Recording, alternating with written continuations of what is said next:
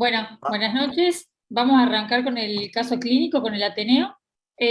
Hoy tenemos la participación de un hospital que nunca antes había participado, que es el Hospital Cuyen de la provincia de Santa Fe, de la ciudad de Santa Fe. Así que estamos más que contentos, les agradecemos mucho por aceptar nuestra invitación y obviamente también al Hospital Córdoba, que es el hospital que preparó el caso. Bueno, va a presentar Florencia Castro del Hospital Córdoba y van a discutir el caso Alejo Ramos y Juan Manuel Pairetti, ¿sí? Vamos a arrancar directamente con los chicos del Cuyen, que ellos van a presentar algo del caso y van a ir a su razonamiento. Ahí puse compartir pantalla, no sé si se ve. Perfecto. Bien, bueno, buenas noches a todos. Antes que nada queríamos agradecer en nombre de la institución Hospital José María Cuyen permitirnos participar de este congreso de clínica médica. Un poco el caso clínico, es una paciente femenina de 30 años de edad, como antecedentes patológicos, tiene serologías positivas para Chagas y toxoplasmosis en un embarazo del 2011, y como antecedentes ginecobstétricos tiene 2 gestas sin abortos. Ella consulta en el mes de julio, derivada por un cuadro de diagnóstico de sepsis, con foco probable de infección del sitio quirúrgico de una colecistectomía. En la anamnesis dirigida a la paciente, ella refiere comenzar en el mes de marzo, es decir, 4 meses previos a la fecha de consulta, con debilidad a la deambulación, malestar que fue progresivo y dolor abdominal, por lo cual se hace el diagnóstico de litiasis biliar, por lo cual se realiza colecistectomía. La paciente continúa, progresa permanece con la misma sintomatología, por lo cual se realiza veda con diagnóstico de gastritis, y persiste con la debilidad un mes previo a la consulta, agregando equivalentes febriles sin registros febriles constatados. Por lo cual, en el mes de julio finalmente consulta a un medio privado, donde se realiza el diagnóstico de acidosis metabólica con hipocalemia. En ese contexto se realiza hisopado para COVID, que resulta negativo, y por no presentar disponibilidad de camas es derivado al hospital.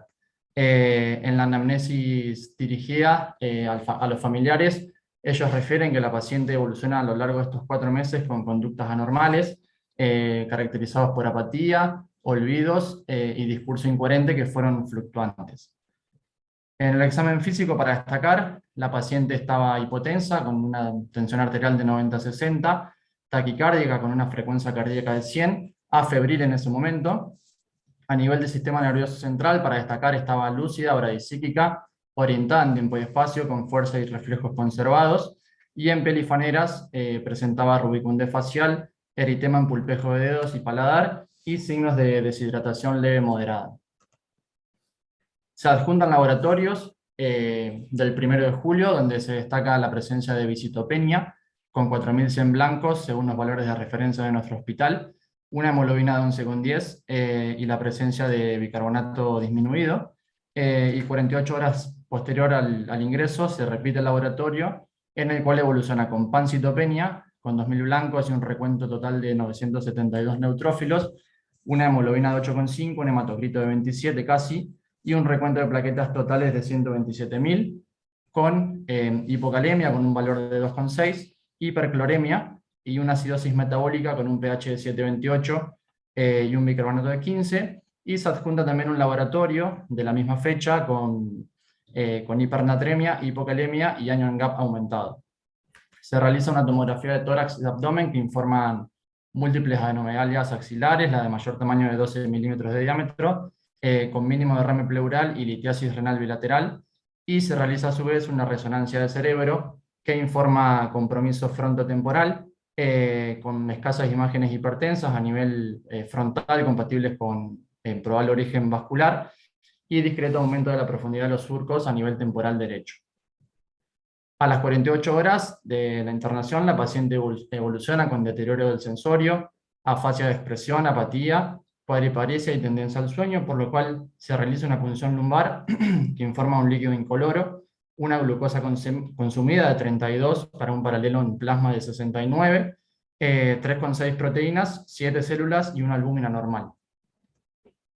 En este momento, con los datos que tenemos del interrogatorio, del examen físico, nosotros realizamos los siguientes planteos sindrómicos. En primer lugar, una disfunción cognitiva. Nos importaría interrogar o evaluar las funciones mentales superiores para realizar el diagnóstico de demencia, ya que tiene lesiones compatibles en el sistema nervioso central. En este caso sería una demencia de inicio temprano, porque tiene menos de 45 años, y rápidamente progresiva porque evoluciona en menos de 6 meses, de probable causa autoinmune como un síndrome de lupus o síndrome de Sjögren, de causa metabólica por porfiria Wilson o de causa infecciosa HIV principalmente. Con un dolor abdominal, en este caso que es médico, crónico, porque tiene menos de 3 meses de evolución, principalmente de causa metabólica por porfiria o Wilson, o miscelánea por lupus o síndrome de Sjögren también, con una acidosis metabólica, en este caso con GAP aumentada. Nos importaría ver valores de albúmina, pH y fosfato para realizar una corrección del GAP, y en caso de que se pueda corregir, obtener una acidosis metabólica con GAP normal, hiperclorémica en este caso, con hipocalemia, principalmente causado por una acidosis tubular renal tipo 1, secundario a síndrome de Sjögren, HIV o lupus, y finalmente un síndrome de pancitopenia, que se puede dividir en periférica o central. En caso de que sea periférica, principalmente por hiperesplenismo, secundario a infecciones como el HIV o autoinmune el síndrome de Sjögren, o de causa central, con una aplasia medular central secundaria a fármacos, HIV de causa autoinmune o infecciosa.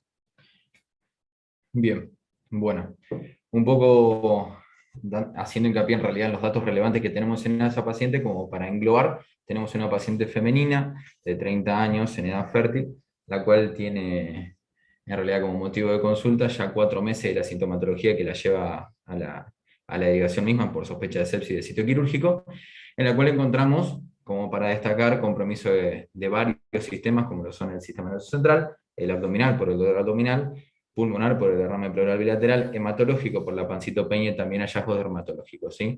Estamos entonces ante un cuadro de una paciente joven femenina con un compromiso multisistémico, seguramente por una enfermedad sistémica, ¿sí? Nosotros, en cuanto a la evaluación inicial, que seguramente el sanatorio al cual fue derivado también hizo una anamnesis dirigida profunda, también un examen físico, como para destacar nos interesaría también saber las características del dolor, la debilidad en cuanto a la intensidad, la calidad, las características del mismo, y en cuanto a la debilidad también el tipo de debilidad que es, en qué momento se precipita, los desencadenantes, también los atenuantes, la distribución que tiene, si es proximal, si es distal, y si en realidad disminuye o no su calidad de vida en este sentido.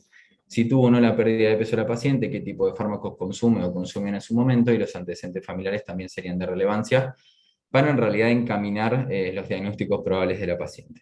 En cuanto al examen físico, dentro que nos interesaría evaluar en el inicio de la evaluación del paciente, serían pares craneales, en el contexto de una paciente con sospecha de sepsis que llega a bradipsíquica, hipotensa y taquicárdica, sin fiebre, las características del sitio quirúrgico por la sospecha primeramente dicha, y si la presencia o no de visceromegalias. En cuanto a los exámenes complementarios, como para sumar en realidad a lo dado del caso, los índices de la anemia nos harían tal vez dilucidar tal vez algunas patologías que ya sospechamos, la fórmula leucocitaria lo mismo, el hepatograma, la albúmina y el coagulograma.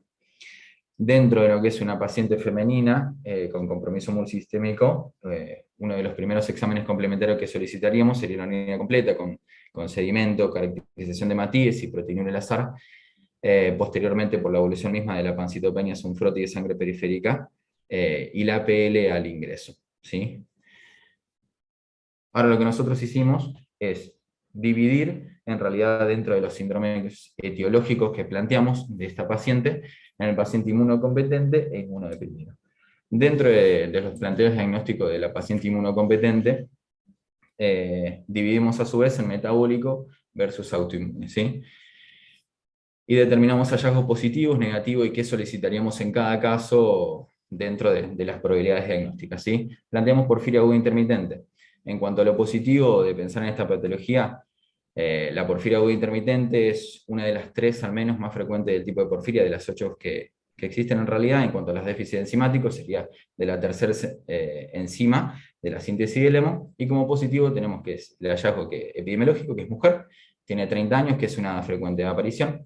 El dolor abdominal es en realidad, nosotros le dimos gran relevancia. ¿Por qué? Porque dentro de los parámetros, en realidad dentro de las presentaciones más habituales de la porfiria aguda intermitente, tenemos una paciente que en múltiples ocasiones por el dolor abdominal reconsulta sin solucionar el motivo de consulta en sí.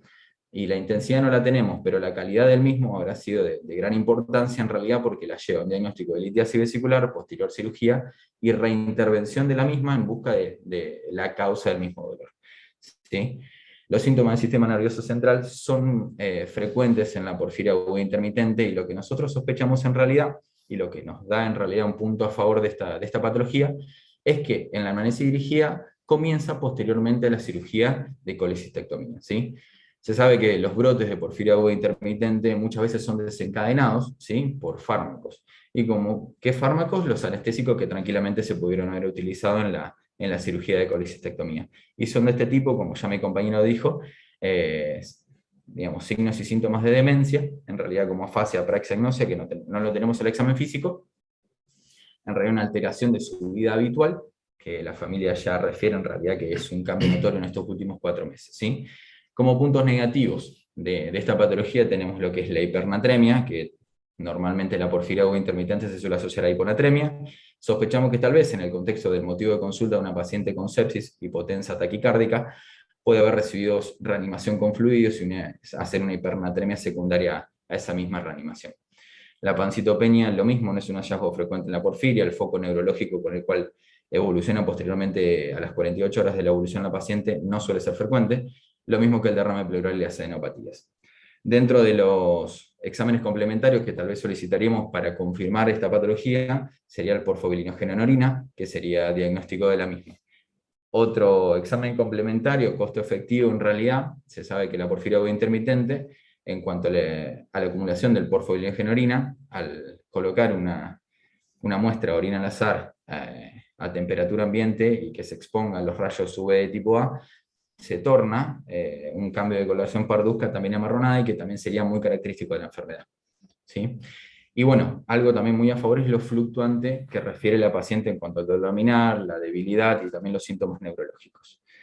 Dentro de los diagnósticos diferenciales que también planteamos, en cuanto a lo metabólico, tenemos el Wilson, que vuelvo a repetir que la epidemiología es un punto a favor, que es mujer de 30 años. La encefalopatía muchas veces suele ser más frecuente en presentaciones en el adulto joven, no tanto así en menores, que suele ser más en realidad lo hepático, lo afectado. El dolor abdominal también suele ser característico, en este caso por afectación hepática, nos faltaría el hepatograma sí, en este caso. El eritema palmar como secundario en afectación hepática, igual que en el antema, en realidad el signo positivo que dice un eritema en paladar duro, que también nos podría, es un signo inespecífico, pero en realidad englobando en el Wilson podría ser causa de un enantema. La visitopenia, esta misma puede ser secundaria en anemia hemolítica no inmune, en realidad, y una plaquetopenia también secundaria a la cirrosis. Por eso también posteriormente en los exámenes complementarios pediríamos CUMS, que debería ser negativo. Hay reportes de casos también de la acidosis tubular renal tipo 1, es decir, la distal asociada a Wilson, es decir, de forma secundaria generaría la acidosis tubular tipo 1, la cual es característica que genere, en realidad el hallazgo que tiene esta paciente, que es una acidosis metabólica con disminución de bicarbonato, por problema de la acidificación de la orina, y también nos sería de ayuda en realidad el pH urinario, que debería ser bajo. En cuanto a lo negativo de esta patología, tenemos nuevamente el derrame pleural, el foco neurológico y los equivalentes febriles, ¿sí? Los exámenes a los solicitar en realidad para que nos sumen al diagnóstico de esta patología sería la lámpara de hendidura, que nos haría el hallazgo del anillo de Kaiser-Fleischer, la prueba de CUMS, que debería ser negativa como ya dije, la ceruloplasmina sanguínea y el cobre en orina de 24 horas. Ya pasando a lo que es en realidad las entidades autoinmunes, dentro de los diagnósticos diferenciales que planteamos, es el síndrome de Sjögren. El síndrome de Sjögren, ¿por qué? Porque es una paciente joven, de 30 años, que en realidad describe el examen físico una deshidratación leve moderada, que tranquilamente se podría confundir con los síntomas o mucosa seca que podría llegar a tener la paciente con síndrome de Sjögren. El dolor abdominal es frecuente en realidad por la deficiencia de alcalinización, al no secretar saliva, la alcalinización que en realidad suma el pH gástrico ácido, aumenta mucho la prevalencia de dolor abdominal en los pacientes con Sjögren.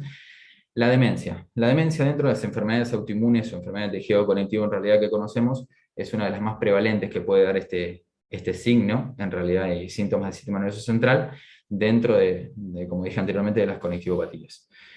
También tenemos que es una causa secundaria de acidosis tubular renal, que en realidad, nuevamente repitiendo, las características de la misma se asocian a hipocalemia y tranquilamente la hipocalemia puede ser en realidad la causa de esa debilidad fluctuante que refiere la paciente, ¿sí? La candidiasis oral nuevamente la asociamos a ese eritema en paladar duro, que como la paciente asocia en realidad a boca seca, no es la característica candidiasis oral con placas blanquecinas como vemos en el paciente inmunodeprimido, sino que es de tipo atrófica. Las genopatías en realidad son un hallazgo positivo, como una paciente joven con una enfermedad multisistémica, y también habla de lo que son eritemas en el pulpejo de los dedos, que nosotros desearíamos en realidad interrogar en cuanto a qué tipo de desencadenantes o atenuantes tiene si tiene otro cambio de coloración, es decir, por la asociación o no a Raynaud que puede llegar a tener, o también de eritromelalgia. En cuanto a los datos negativos del síndrome de Sjögren, a pesar de que está reportado el derrame pleural, no es de los más frecuentes, ¿sí? Y el foco neurológico con el cual evoluciona la paciente, en realidad lo podemos asociar a un hallazgo poco frecuente también, en realidad. Los exámenes a considerar para el diagnóstico de la misma son el test de Schimmer, en realidad que evidencia en realidad la hiposecreción lagrimal de la paciente, al igual que el lado sublingual o la prueba de la hostia, en realidad, y el perfil inmunológico claro está por los hallazgos compatibles como el anticuerpo ROLA, anti-DNA y otros más en realidad que son menos frecuentes. Y obviamente ante un hallazgo no compatible con los anteriores, deberíamos avanzar hacia algo más invasivo como sería la biopsia glandular. El otro diagnóstico que barajamos en realidad es el lupus eritematoso sistémico. Tenemos a favor nuevamente la epidemiología, como anteriormente venimos diciendo, que es una mujer de 30 años con hallazgo de pancitopenia. La encefalitis puede ser un síntoma y signo asociado a la misma con hallazgo en el líquido cefalorraquídeo que sería compatible, tal vez con un poco más de proteinorraquia, que en este caso sería normal. El derrame pleural bilateral, en realidad como hallazgo de una serositis, que sumaría puntos hasta esta patología. El enantema, el eritema malar por la rubicundez facial que nos aporta el caso clínico. El eritema pérneo, en realidad por ese eritema en los pulpejos de los dedos, que suele estar asociado al lupus. Hay reportes de acidosis tubular renal tipo 1 secundaria a lupus, y el foco neurológico lo planteamos como una posibilidad de asociación a SAF de esta patología. Los equivalentes febriles, bueno, ya sabemos que en realidad el lupus es una causa de FOT, así que tranquilamente con un mes de evolución podríamos plantearlo. En cuanto a los hallazgos al examen complementario que solicitaríamos en realidad serían las serologías, complemento y perfil inmunológico para abordar, sumado a lo que anteriormente dije, y tratar de abarcar el compromiso multisistémico que tiene la paciente, proteína 24 horas y sedimento de orina con caracterización de Matías, sabiendo en realidad el compromiso asociado a lo renal que puede llegar a tener el lupus eritematoso sistémico. Y por último, como ya un paciente inmunocomprometido, en realidad que lo podríamos evidenciar con las serologías de HIV básicamente, vemos que todos los exámenes, examen físico, la anamnesis, también exámenes complementarios que nos dieron son compatibles con HIV, que tranquilamente puede corresponderse.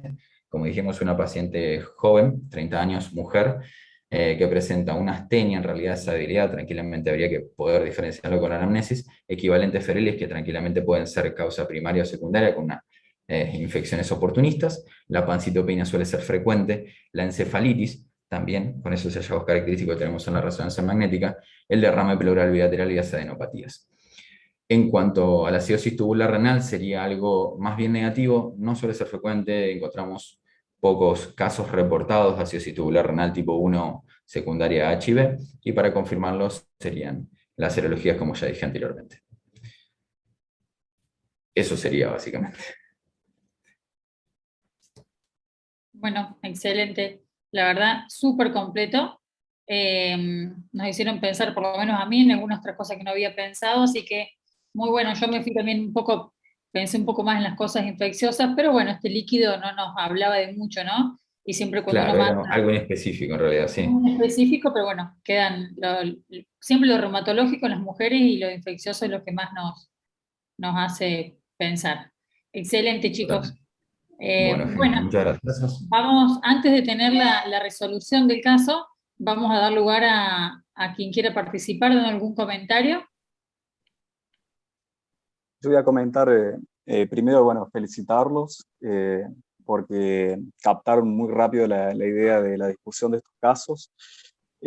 No es llegar al diagnóstico claramente, nosotros tratamos de incentivar, digamos, a que se razone y a que de alguna forma se guíe, digamos, hacia dónde puede ir el diagnóstico, pero sabemos que los casos reales siempre necesitan un feedback de uno ir pidiendo y sobre eso volver a replantear, así que por supuesto que esta primera exposición necesita de otros estudios y de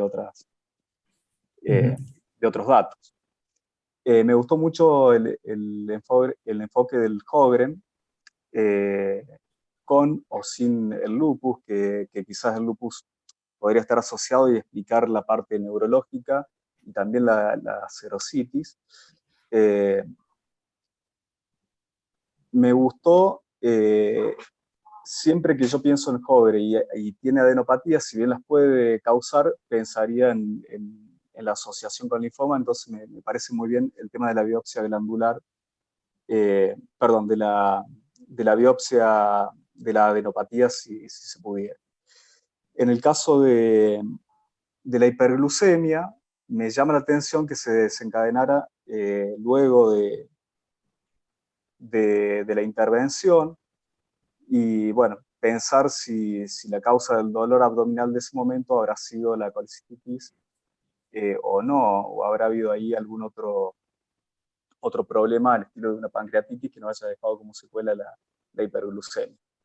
Y la acidosis tubular, también habría que ver qué queda después de que baje un poco el sodio y el cloro, ¿no? Porque seguramente ha recibido una reanimación vigorosa por este tema, ¿no? Totalmente de acuerdo, sí, sí, sí.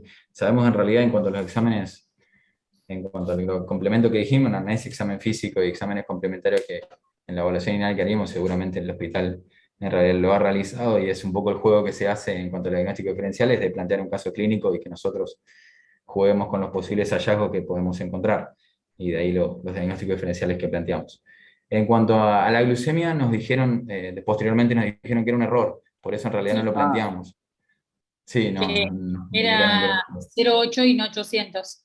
Muy similar a los valores que tuvo después, sí. Nos faltó la fe de ratas entonces para el resto del Para el resto, pero bueno, los chicos ya lo sabían. Lo volví a leer y está bien. Bien. Bueno, ahí me dice la gente de la Reina Fabiola, está Valen, si querés comentarnos un poco. Hola, buenas noches. Mi nombre es Valentina Chigaray. Yo soy residente de segundo año de la Reina Fabiola. Nosotros habíamos planteado también como diagnóstico diferencial la porfiria aguda.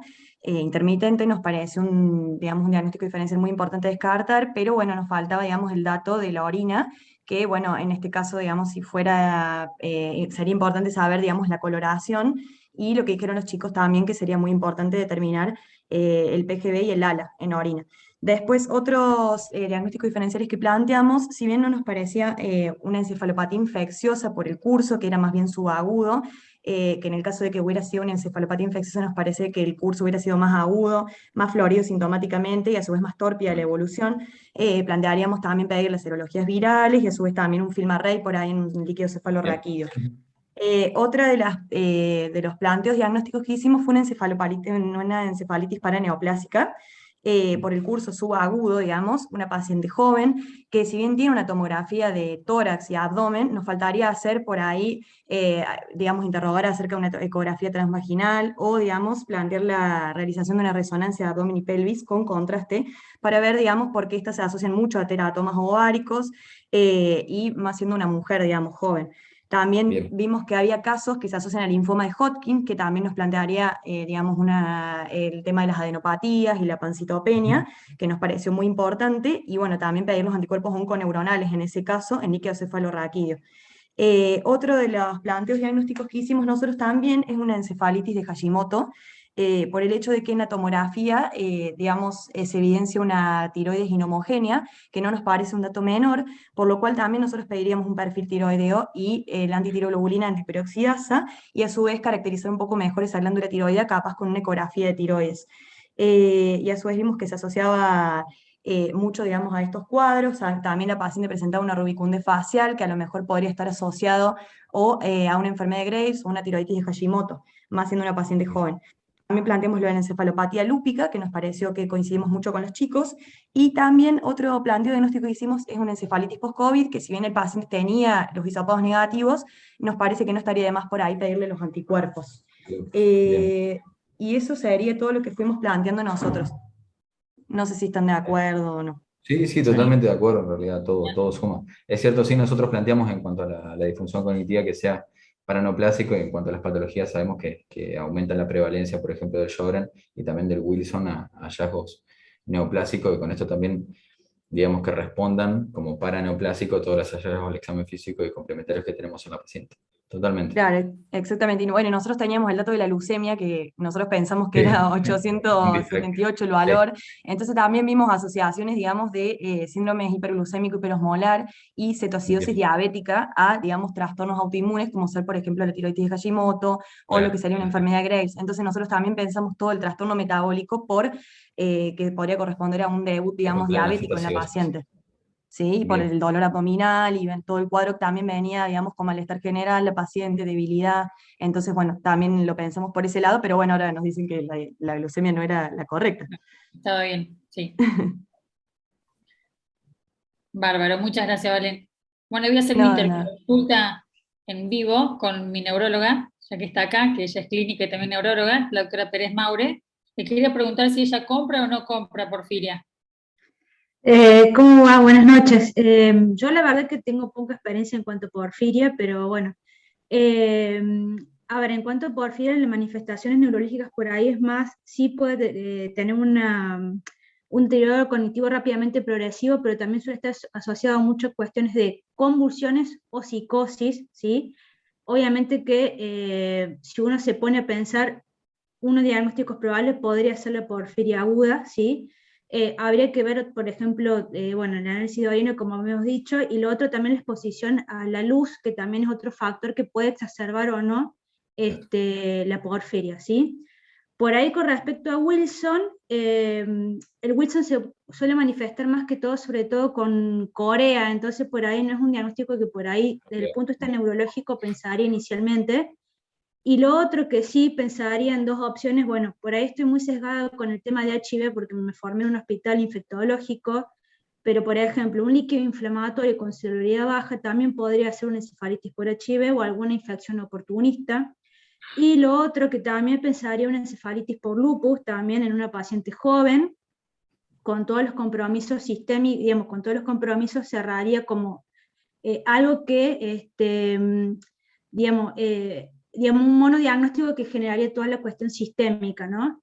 Y también con el tema de la glucemia de 800 también me mareó un poco, también otro diagnóstico como dice planteo, por ejemplo, una enfermedad por IgG4, con respecto a lo que es la, bueno, no pancreatitis, pero dolor abdominal con hiperglucemia y que tiene manifestaciones de fibrosis y general, digamos, de manera sistémica. Hemos visto varios episodios, por ejemplo, pacientes con paquimeningitis o, por ejemplo, con ACVs extensos por enfermedad por IgG4. Y lo otro, bueno, pensar que en una paciente joven con un deterioro cognitivo rápidamente progresivo, pensar inicialmente en enfermedades infecciosas, paraneoplásicas e inmunológicas. Las paraneoplásicas sí, por ejemplo, podría pensar en una encefalitis por NMDA, pero la NMDA tiene trastornos neuropsiquiátricos y suele tener convulsiones y trastornos del comportamiento, ¿sí? El problema es que generalmente los estudios pueden ser normales, podemos hacer una pantomografía, una ecografía y no encontrar el diagnóstico, por lo menos al momento. Pueden ser los estudios negativos, pero se puede secretar, digamos, lo que son las proteínas antineuronales.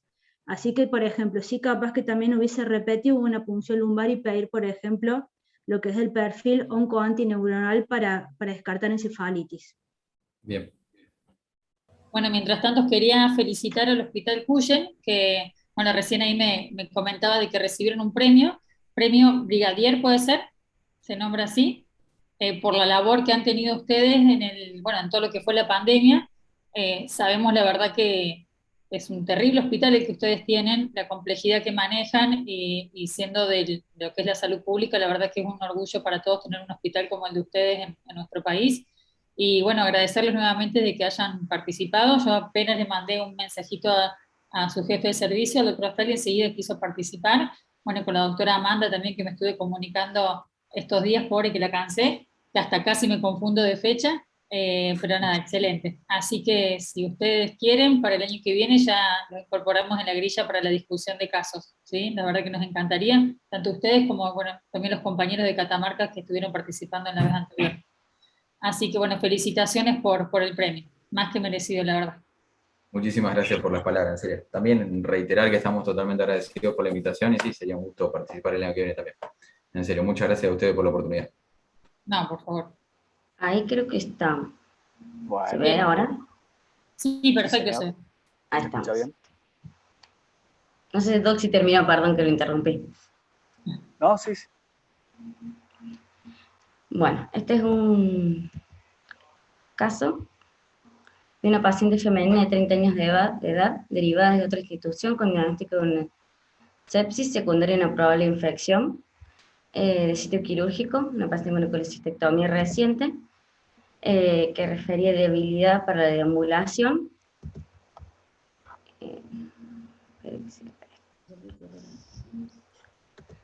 Debilidad para la deambulación de 4 meses de evolución asociada a dolores abdominales, se le había diagnosticado en otro nosocomio. En otro nosocomio una litiasis vesicular, por lo que se le realiza una colecistectomía. Luego este tipo continúa con la sintomatología, por lo que ya empieza con fiebre en el último mes. Esperen un segundo que no sé qué es esto. En el mes previo a su ingreso a nuestro hospital parece con la debilidad y comienza con los equivalentes febriles, por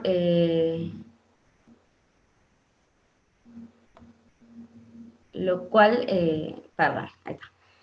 Y realiza múltiples consultas en otros nosocomios. El 1 de junio consulta en una nueva institución donde se constata una acidosis metabólica y una hipocalemia. Se le hace un test rápido para COVID que es negativo y una ecografía con líquido laminal con imágenes ecogénicas que podrían corresponder al lecho vesical y se deriva a nuestro nosocomio por falta de camas.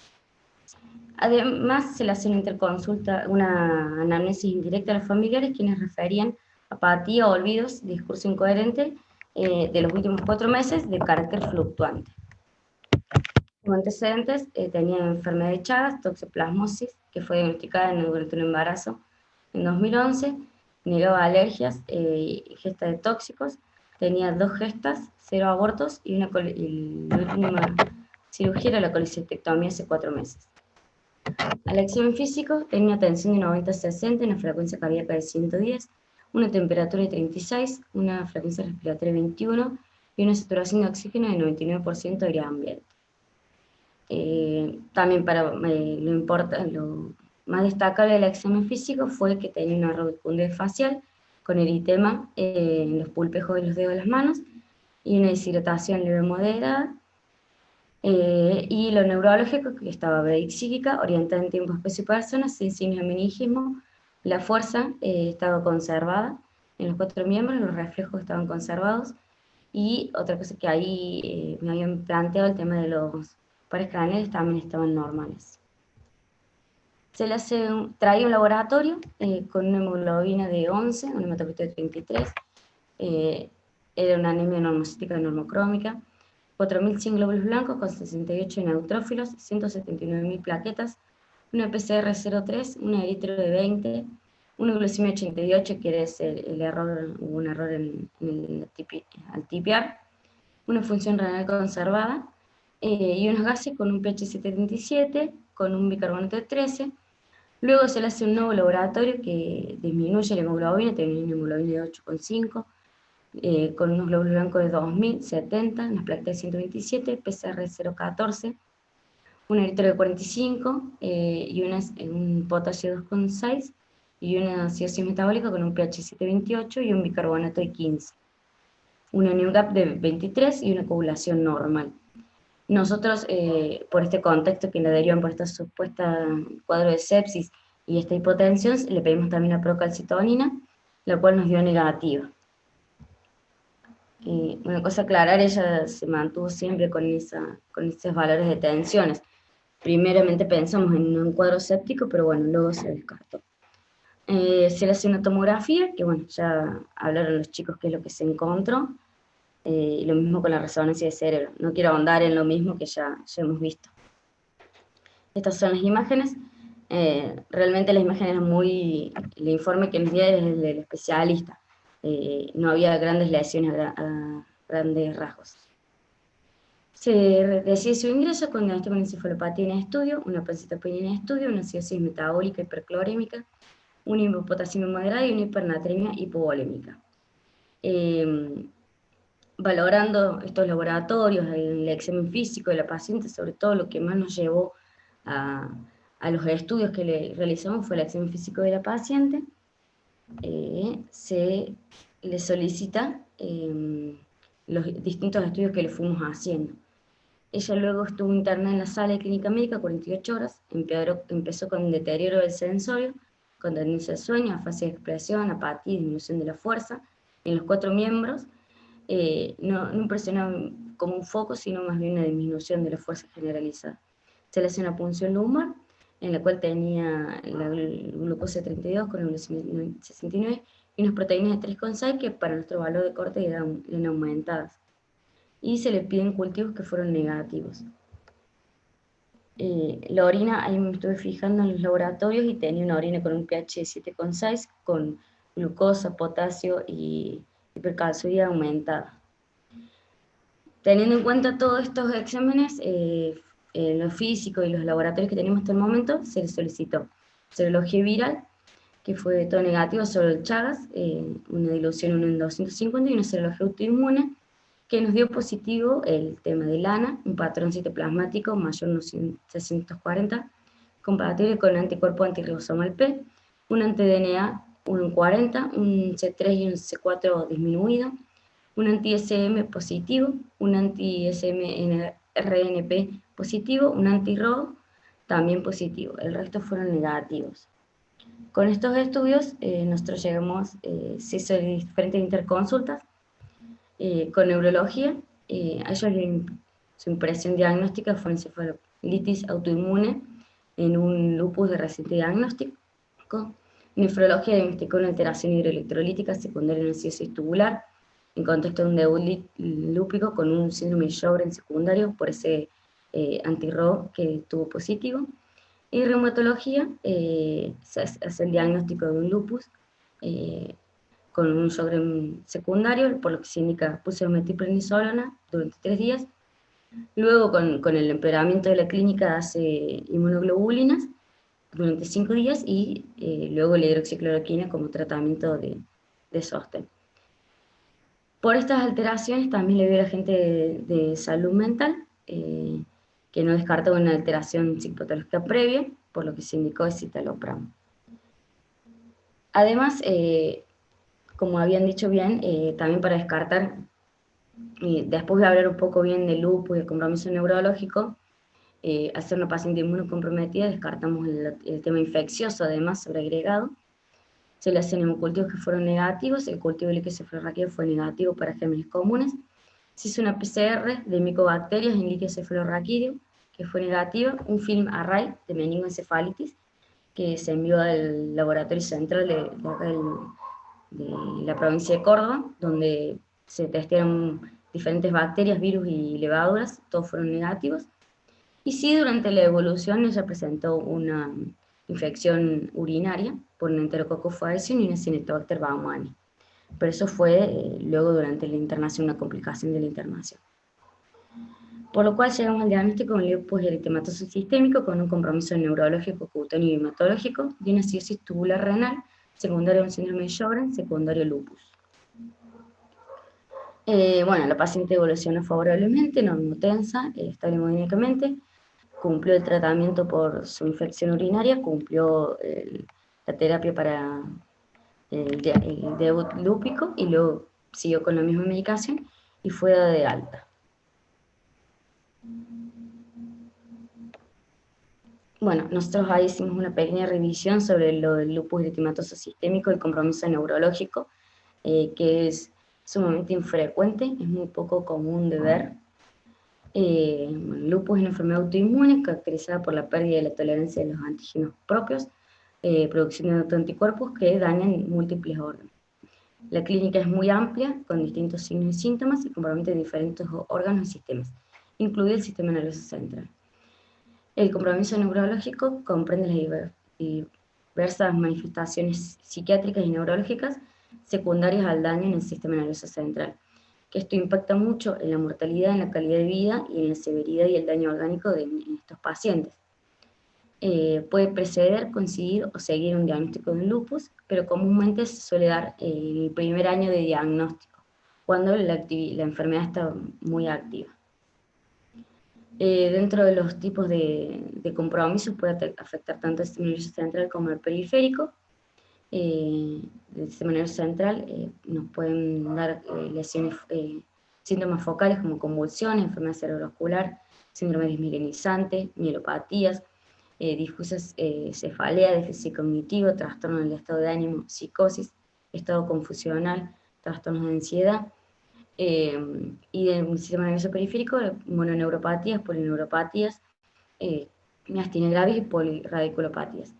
Las más comunes son la cefalea, la disfunción cognitiva, el trastorno del estado de ánimo, las convulsiones, enfermedad cerebrovascular, poco comunes un estado confusional agudo, psicosis, polineuropatía y mielopatía, y raros, la neuropatía, la meningitis aséptica y el Guillain-Barré. En este caso, en nuestra paciente, hablando en conjunto con la gente de reumatología del hospital y de neurología, englobamos a la paciente en un trastorno de disfunción cognitiva. La gente de salud mental planteó el tema de la psicosis, pero en general la psicosis siempre se suele asociar a alucinaciones, que la paciente no lo tuvo. Eso no sería una psicosis lúpica lo de ella. Lo mismo el tema de la encefalitis, que el mecanismo de producción de esta enfermedad es otro, no el que presenta esta paciente. La fisiopatogenia de este compromiso puede ser o una vasculopatía, autoanticuerpos, como los anticuerpos antirribosomales P, los anticuerpos antifosfolipio, antineuronales, u otros como el anti-NMDA, disfunción del plexo coroideo, procesos proinflamatorios, efectos inmunos neuroendocrinos, daños directos sobre el sistema nervioso central, y los factores inmunológicos, que son los más comunes que se presentan en la literatura, que son infecciones por alteraciones metabólicas, y las manifestaciones relacionadas con el tratamiento, con los corticoides, con los inmunosupresores, que esto es lo más común que se suele presentar. Para el diagnóstico, para excluir los distintos tipos de posibles etiologías, se debe realizar una correcta anamnesis, examen físico completo con un laboratorio completo, las pruebas imaginológicas, la evaluación del líquido cefalorraquídeo, que se puede valorar la presencia de anticuerpos en líquido cefalorraquídeo, resonancia magnética, tomografía, electroencefalograma, los test neuropsicológicos, electrocardiograma, ecocardiograma, esto pensando, lo mismo el Doppler de arterias carótidas, pensando en un compromiso vascular, y un examen oftalmológico. El tratamiento va a depender principalmente de la patología, independientemente del tratamiento del lupus. Si estamos ante un proceso infeccioso, el tratamiento será de la infección. Si es un proceso cardiovascular, el tratamiento será dirigido a eso. Además, se debe hacer un tratamiento inmunomodulador con inmunosupresores, corticoides e inmunoglobulinas, que fue lo que utilizamos en esta paciente. Si no hubiéramos tenido respuesta, podríamos haber avanzado hacia una plasmaféresis o anticuerpos inmunoclonales, que bueno, también es muy difícil acceder a ellos. Y en caso de que esto se dé en un contexto de un SAF, el tratamiento anticoagulante. Estos son los distintos estudios que fuimos utilizando para hacer la revisión, y estos somos nosotros. Bueno, excelente, Flor. La verdad que es muy buena la resolución del caso. Y está bueno también viendo las posibilidades que tenemos acá en los hospitales públicos que pudieron acceder hasta el hecho de poder hacer un film array. No sé si ustedes ahí en el Cuyen también lo utilizan. Sí, sí, lo Ah, tenemos disponible como para ¿tienen utilizar, sí. disponible? Sí. Qué bueno, la verdad que acorta mucho el tiempo para poder recibir tratamientos, ¿no? Así que la verdad que es una herramienta súper Totalmente. útil. Buenísimo. Y bueno, acá se puede derivar, la verdad que no sabía que lo estaban derivando Sí, al central, pero bueno, saber es que está la posibilidad. la primera Buenísimo, vez que lo hacemos. bien, Así que bien, fue bien. una buena herramienta. Sobre todo por Va, el tema de iniciar el tratamiento de inmunosupresor de la paciente. sí, sí, como para descartar. Sí, Muy bien, muy bien. Buenísimo. Bueno, chicos, la verdad que genial. No sé si alguien más quiere hacer algún comentario con respecto al caso. No, excelente, felicitarlos, gracias por comunicarlo. A partir de estos casos uno aplica después en las diferentes instituciones el razonamiento y las primeras ATR que asociábamos con Cogren en los hospitales, ¿no es cierto? Fueron a partir de comunicaciones que se hacen así, son aisladas, por ahí no da para hacer una serie de casos, pero sí para después razonarlo sobre todo en los hospitales de alta complejidad, que es donde los derivan a estos pacientes. El anti-SM es un anticuerpo que está relacionado con la afectación neurológica psiquiátrica en el LES, ¿no es cierto? Y lo tenía positivo. Bueno, no sé si alguien más quiere comentar, si no vamos a ir cerrando, así seguimos. creo que el doctor solo quiere hablar, pero no sé. Doctor Llorio, No se ¿quiere lo hacer algún escucha. comentario?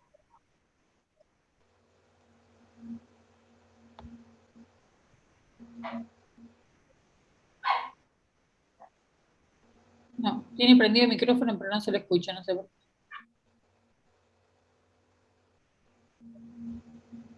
qué. No está saliendo el sonido. No.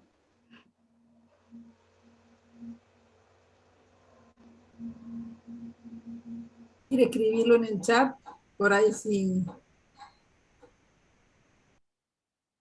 Mientras soluciono el audio, quiero decir, hoy estábamos hablando y estaba reflexionando de todo esto del inicio de la pandemia y de cómo nos seteamos para todo eso. Y en una reunión que había tenido que ir por la Sociedad de Medicina Interna al ministerio, me lo encuentro al doctor Llorio, que, bueno, no vamos a decir por qué, entraba quizás en ese momento como una persona en riesgo, digamos, un médico que tenía algún grado de riesgo, y él estaba ahí sumándose para lo que hiciera falta. Se estaba autoproponiendo para hisopar, para cualquier actividad que hiciera falta, como uno más, como un médico raso. Yo la verdad que me sorprendí, porque, bueno, esas cosas inspiran también en momentos así de tanta incertidumbre, uno las toma. Bueno, la idea Bueno, es que el año que viene podamos hacer los Ateneos nuevamente mensualmente. Creo que podemos, ya está, ya nos acostumbramos a todos, fueron 2 años en los que nos fuimos adaptando a todo, así que creo que podemos volver a la normalidad de todos los meses, como hacíamos previamente, intentar de que sean de abril a noviembre, diciembre, y que bueno, que empiecen a participar hospitales de otras provincias. La verdad que es una actividad que a todos los clínicos nos encanta, así que bueno, están todos invitados y vamos a armar un cronograma con todos los hospitales de Córdoba, como hacemos habitualmente, y además invitar a otras provincias.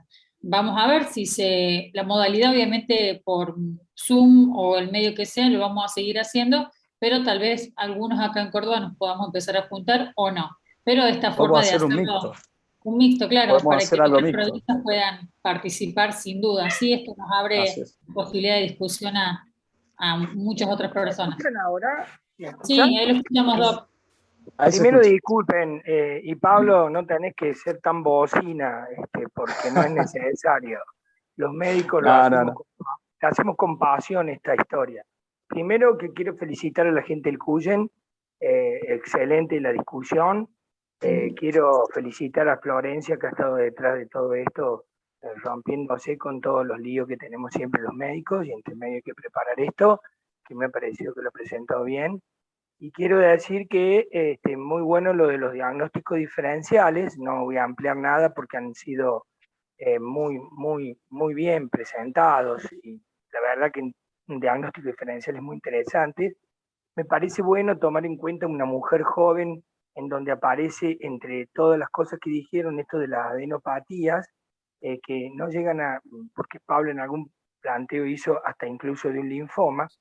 La verdad que nosotros pensamos en varias de estas cosas, pero una vez que nos llegó el diagnóstico de lupus, que la verdad que también pensamos en la vasculitis lúpica, pero con esto de saber de que el compromiso neurológico no es tan frecuente, o sea, la encefalopatía, la verdad que después se nos planteó el gran problema que dijo Flor, o sea, que por suerte nos ayudó en los diagnósticos de descarte, la comprobación de infecciones por descarte, entre otras cosas la tuberculosis, porque cuando hay que empezar a tratar un lupus, bueno, gran problema tenemos a veces de incendiar un caso, algún cuadro que, bueno, no hemos podido descartar.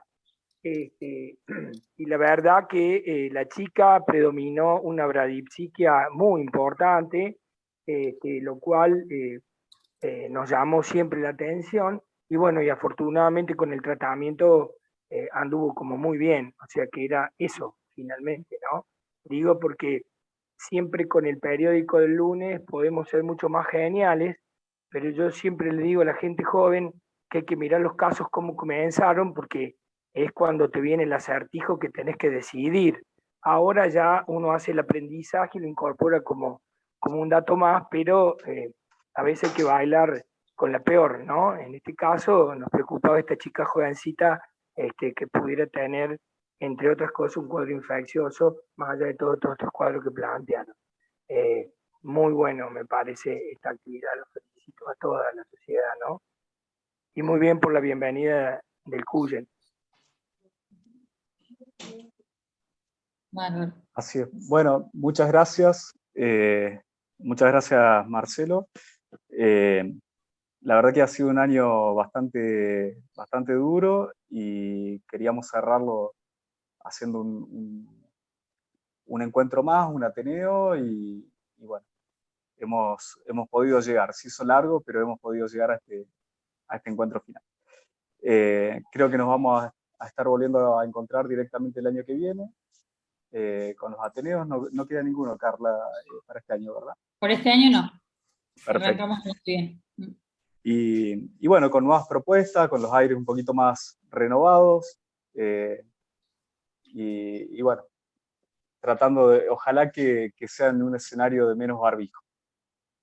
Quería agradecer a Fla, antes que terminemos, que es nuestra secre, que la verdad, nosotros sin ella no somos nada, no sabemos hacer nada, y la verdad que todo lo que pudimos hacer este año fue gracias a ella, porque hasta nos llevaba en el camino de las reuniones y de todo lo que teníamos que hacer cuando nosotros ya estábamos medio con los brazos cansados. Así que, Fla, te agradecemos todos muchísimo, además de que toda la logística estuvo a cargo tuyo. Somos siempre sinceros, sabemos que nuestros presupuestos son reducidos, y la verdad que Fla se puso al hombro todo lo que hicimos todos estos meses, así que muchísimas gracias. No, bueno, ustedes saben que no me gusta hablar mucho, pero gracias a ustedes por la confianza y por la oportunidad sobre todo. Grande, Flavia. Bueno, creo que... Bueno, perdón, nosotros queremos agradecer nuevamente por permitirnos participar de esta jornada de discusión tan formativa, y por supuesto predispuestos para próximas jornadas. Súper invitado. Bárbaro. Muchísimas gracias, chicos. Un gusto, la verdad. Gracias por todo. Bueno, nos vemos la próxima. La próxima.